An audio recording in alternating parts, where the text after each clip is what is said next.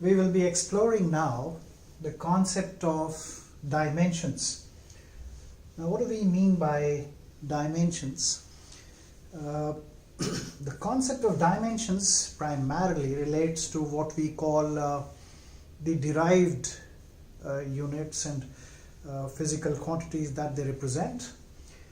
Now, for any given physical quantity, the dimensions of the given physical quantity are the powers to which the units of the fundamental quantities must be raised to obtain the unit of the given physical quantity.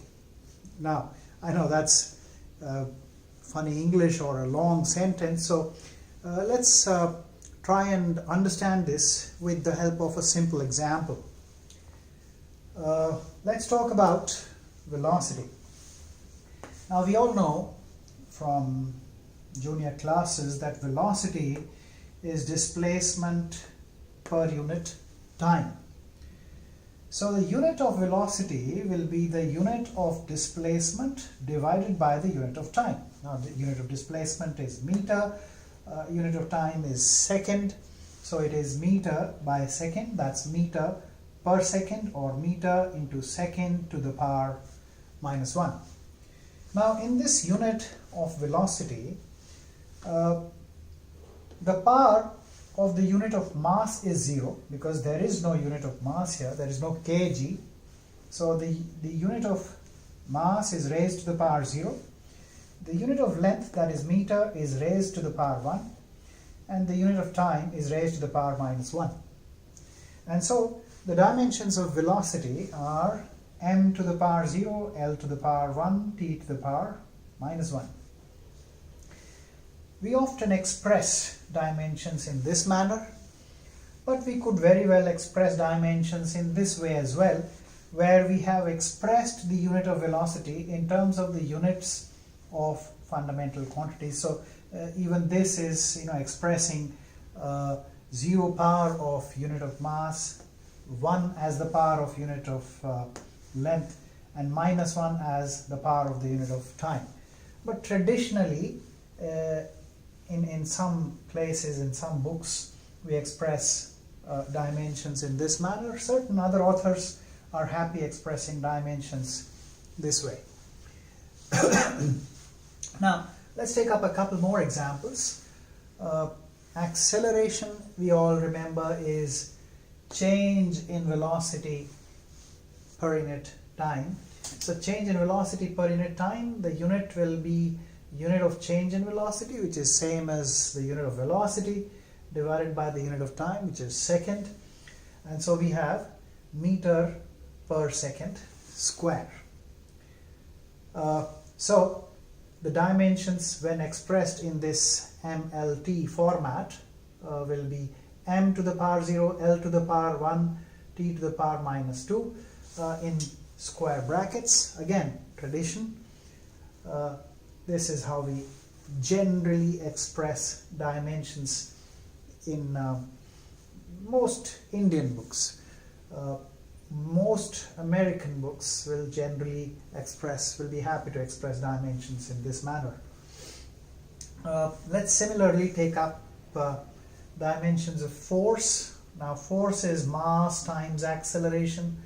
Unit of acceleration is meter per second square. Unit of mass is kg. So the unit of force is kg meter per second square.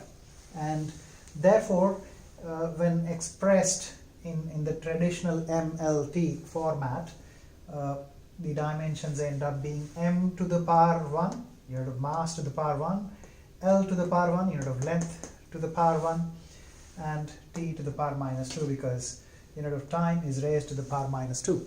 So that's the concept of dimensions. If you know a formula related to a given physical quantity, you can arrive at its unit in terms of the fundamental quantities, and then you can express dimensions in this format. This is the concept of dimensions.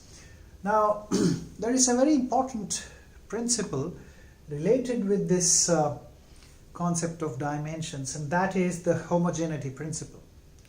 Now, what is this homogeneity principle? It basically says that only those physical quantities which have same dimensions can be added or subtracted or equated. Now, which is fairly kind of obvious, because you can only add things which are similar in nature. For instance, if you walk out of your home with a certain amount of money in your bag, let's say 200 units of money, and just as you walk out of your home, you use 100 units of money to buy 5 apples, and you keep those 5 apples in your bag, and along with those 5 apples you still have your 100 units of money. Now, if somebody is to ask you how much are you carrying in your bag, or what are you carrying in your bag, you cannot say 105 of something, because you can't add 100 rupees to 5 apples and say 105. It would be preposterously wrong. And therefore, you cannot add money units to apple units. You can, however, convert your apples into money units. Now those 5 apples are worth 100 units of money, and you can say whatever I have in the bag is worth 200 units of money. Or you can also convert the remaining 100 units of money into apples and say that you have 10 apples in your bag. So you can add apples to apples, or money units to money units, but not add money units to apple units. And this is pretty much the same kind of principle. It says only those physical quantities which have the same dimensions can be added or subtracted or equated. And this is the concept of dimensions and the homogeneity principle.